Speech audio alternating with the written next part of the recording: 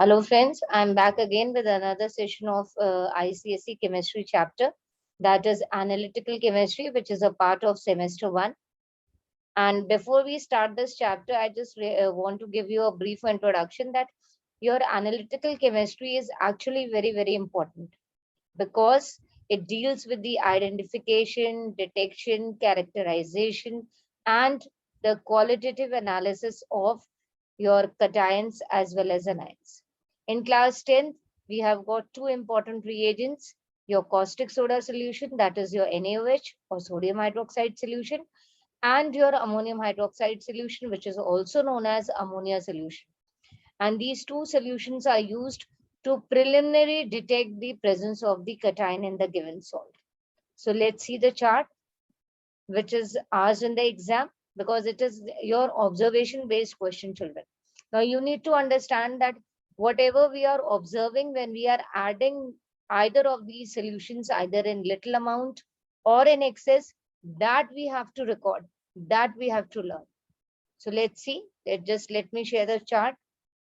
And as I always say, that we really need to master our things, because that is something very important. We cannot just give up on that. So this is a chart which I have prepared for you all. Now your first is effect of sodium hydroxide, that is your NaOH solution. It's also known as your caustic soda solution. Here is the list of the cations, and these are as per your reduced syllabus, which has been provided by the Council for ICSE 2022 examination. Now, when the sodium hydroxide is added in little amount, you get a precipitate. Then when it is added in excess, either the precipitate dissolves or it remains insoluble. Now here we need to remember that your sodium hydroxide will always dissolve the precipitate of amphoteric elements, that is of zinc, aluminium, and lead, because these hydroxides, which are precipitated as white precipitate when your NaOH is added in little amount, either to the salt of zinc or lead or aluminium, all these hydroxides, white precipitate, dissolves in excess of NaOH solution, forming a soluble complex. So let's start with calcium. Now your calcium ion, you are provided with any salt of calcium. When you will add NaOH in a little amount, you will get a white precipitate, which remains insoluble in excess. Then comes your ferrous ion. You get a dirty green precipitate, which remains insoluble in excess of NaOH solution. Ferric ion, you will get a reddish brown precipitate, which will remain insoluble in excess of NaOH solution. Then comes your cupric ion. You get a pale blue precipitate, which remains insoluble in excess of sodium hydroxide or NaOH solution. Then comes your zinc ion. You get a gelatinous white precipitate, which is soluble in excess of NaOH solution. It forms a colorless solution because it is a white precipitate. And as I mentioned in the beginning of the session, zinc is amphoteric in nature, and so is your lead, because if we take a salt of lead and we add NaOH solution, then we find that we get a chalky white precipitate, which is quite granular. And in excess, this chalky white precipitate is soluble, forming a colorless solution, because your lead is also amphoteric in nature. Now comes the next reagent, that is the effect of ammonium hydroxide, which we have to analyze. Now in this, again, the same list of cations is there. Now when we add ammonium hydroxide in little amount to a calcium salt, there is no reaction. Then when we add your ammonium hydroxide to a salt which contains ferrous ion, we get a dirty green precipitate, which remains insoluble in excess of ammonia solution or ammonium hydroxide solution. Your ferric ion, you will get a reddish brown precipitate, and this reddish brown precipitate remains insoluble in excess of ammonia solution. Your cupric ion will give a pale blue precipitate, but this pale blue precipitate is soluble in excess of ammonium hydroxide solution, forming an inky blue solution. Then comes your zinc ion. You get a gelatinous white precipitate. It is soluble in excess of ammonium hydroxide solution because it forms a soluble complex.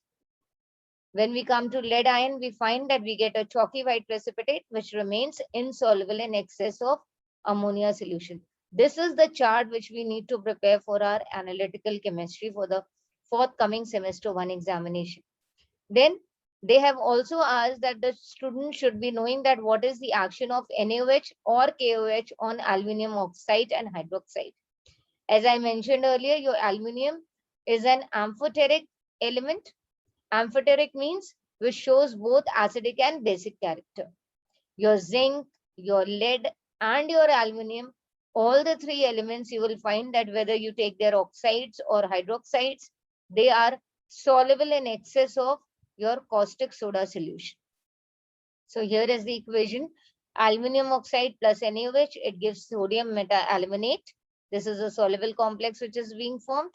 If you are taking an aluminum hydroxide and you are treating with NaOH, you are getting this soluble complex ion, Na plus AlOH whole 4 minus. So this is your analytical chemistry which you need to learn, and to make your learning easy, I have highlighted the columns with the color of the precipitate which you will actually get. I know in this pandemic, many schools might have not got the practical done for analytical in class 10. So I hope this chart will be helpful for all of you. So with this, I come to the end of the session. We will meet soon again with another video related to your semester 1 chapter. Till then, stay safe and stay tuned. Be connected. Just subscribe the channel so that you get all the latest update regarding your semester 1 for the various chapters. Because after this, once the chapters are complete, I will be uploading various specimen papers, your Oswal, Arihant, Goel, and your Selena, even your board. I have already uploaded a video. I will be taking the help of these publications, and I'm very thankful to these publications, in fact, because they have really helped us by giving a question bank. So I will be solving for you all and preparing a video. So just stay tuned, just subscribe and be updated with the latest things. Thank you.